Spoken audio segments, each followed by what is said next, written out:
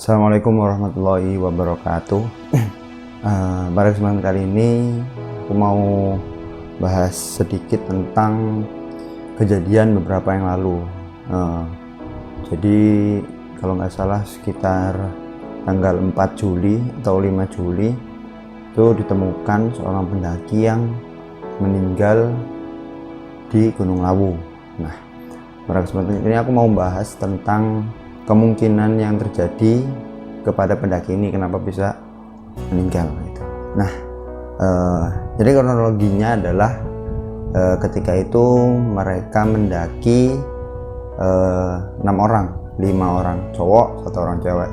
Nah, mereka berangkat mendaki lewat Cemoro Sewu, berangkat sekitar jam 4 sore. Jadi mereka berangkat dari Cemoro Sewu sekitar 4 sore. Kemudian berjalan sampai ke puncak, mereka membuat camp di puncak sampai di sana sekitar jam 10 malam. Jadi mereka berjalan sekitar berapa berarti? 6 jam. Dan itu menurut saya selama saya mendaki Lawu yaitu termasuk mendaki yang cepat gitu, 6 jam sampai puncak Gunung Lawu. Terus mereka membuat camp. Nah, setelah membuat camp mereka istirahat. Nah, kejadian bermula ketika jam 3 pagi. Nah, ketika si temen cewek ini mau keluar untuk buang air. Nah, dia bangunin teman-temannya. Nah, ternyata teman-temannya nggak ada yang bangun. Kan tapi pas keluar melihat satu temennya udah ada di luar, yaitu si yang meninggal ini. Nah, akhirnya si cewek minta ke temen yang cowok ini buat nganterin buang air. Jadi kalau melihat area puncak Lawu itu memang sekitarnya banyak semak-semak gitu, jadi memang kemungkinannya mereka buang airnya nggak jauh-jauh dari tenda lah gitu.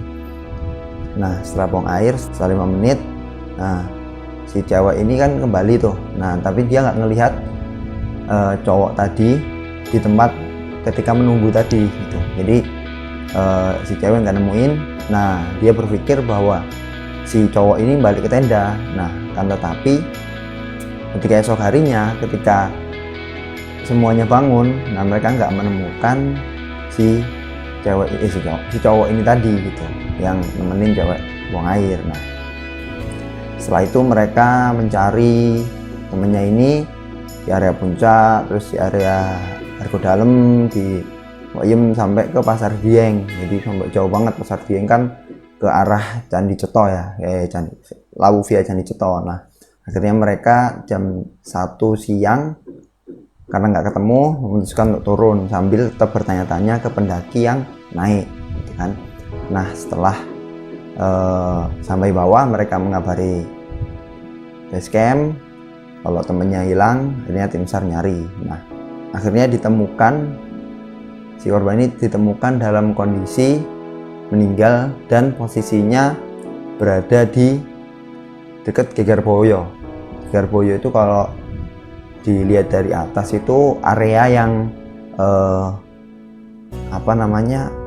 pokoknya kalau dari atas itu warnanya putih biasanya, warnanya putih dan bentuknya memang kayak geger kan, artinya punggung ya, kayak punggung buaya gitu memang bentuknya. Jadi kayak punggung buaya lah, jadi bentuknya kayak gitu. Nah, ditemukan di area situ.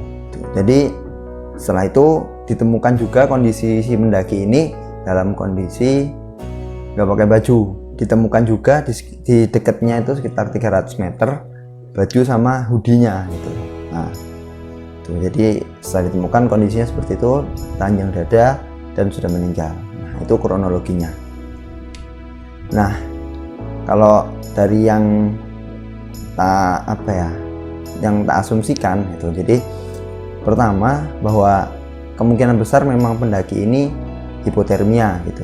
Kenapa bisa hipotermia? Karena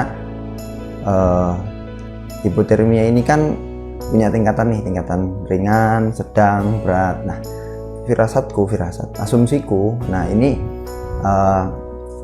pendaki ini kena hipotermia kelas berat. Kenapa bisa begitu? Karena ketika hipotermia kelas berat ini diderita orang tersebut, maka orang tersebut akan merasa kegerahan, justru merasa kepanasan. Nah, ini kenapa bisa disimpulkan? Karena ditemukan baju yang dilepas sama hoodie yang dilepas dari jarak, maksudnya dari tempat mayat itu ditemukan hoodie sama kaos yang dilepas gitu kan. Itu menunjukkan bisa jadi karena dia hipotermia kelas berat gitu. Akhirnya dia ngelepas semua bajunya sehingga justru dia tubuhnya ini merasa kedinginan, tapi dia ngerasainnya kepanasan gitu. Akhirnya dilepas semua dan akhirnya semakin drop dan kemungkinan memang bisa meninggal. Nah, mungkin itu sebenarnya menurutku intinya seperti itu gitu. Jadi mungkin pertama waktu nunggu, bisa jadi kan ketika nunggu tuh udah malam nih, udah pagi dan dia benar-benar kondisinya capek setelah jalan malam, itu jam 3 bangun. Kita belum tahu kondisi pendaki ini memang sudah kedinginan. Akhirnya dia mungkin setelah mengantarkan cewek itu merasa halusinasi dan lain sebagainya, mungkin berjalan mulai goyang-goyang dan lain sebagainya, atau memang dia terjatuh akhirnya pas di bawah masih hidup, terus dia merasa panas, dilepas semua, dan atau kurang tahu kalau kronologinya kan kita nggak tahu, ini asumsi aja gitu kan. Memang kemungkinan besarnya memang hipotermia. Nah, begitu teman-teman menyikapi hal tersebut. Jadi kalau aku mau membahas ini, jadi kayak sebenarnya beberapa hal aja sih yang disayangkan dari kasus ini gitu kan. Jadi ketika pendaki ini mendaki, ada yang kurang tepat gitu menurut saya. Ini kurang tepat. Kenapa kurang tepat? Jadi kalau teman-teman tahu, Gunung Lawu ini merupakan gunung yang dingin lah. Apalagi tanggal-tanggal waktu itu kalau nggak salah, jadi waktu itu kejadiannya 4 hari setelah aku mendaki. Jadi 4 hari setelah aku mendaki. Nah, itu memang kondisi Gunung Lawu memang waktu dingin-dinginnya gitu. Sampai di beberapa berita memang ada merilis bahwa sampai embun-embun di Gunung Lawu ini sampai mengkristal gitu. Itu menunjukkan bahwa waktu itu Gunung Lawu memang ketika kondisinya dingin-dinginnya. Jadi memang kemungkinan besar memang hipotermia gitu. Nah, apa sih sebenarnya yang buat aku miris gitu, yang membuat aku sedih gitu kan ini. Jadi korban yang ditemukan ini dalam kondisi menggunakan hoodie gitu kan. Nah, jadi buat teman-teman yang mau mendaki Gunung Lawu, aku nggak nyaranin teman-teman buat pakai peralatan yang apa adanya gitu. Walaupun teman-teman sering ke gunung gitu. Karena Gunung Lawu ini menurut saya gunung yang memang dingin sekali gitu loh. Jadi ketika kita menggunakan peralatan yang standar itu kita masih kedinginan gitu loh. Masih kedinginan, sehingga apalagi yang jauh dari kata standar, misalnya kayak tadi menggunakan hoodie dan lain sebagainya gitu kan. Itu kan menurut saya perlu diperbaiki lah, sehingga minimalisir kejadian yang tidak diinginkan gitu.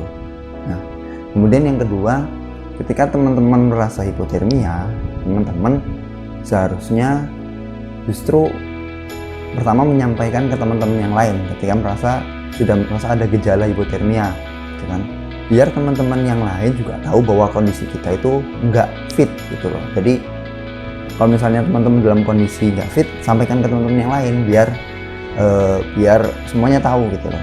Jangan merasa bisa menyelesaikan sendiri, karena dalam setiap rombongan, setiap kelompok mendaki ya kita bareng-bareng gitu. Ada kondisi seperti apa, kita harus hadapin bareng-bareng gitu.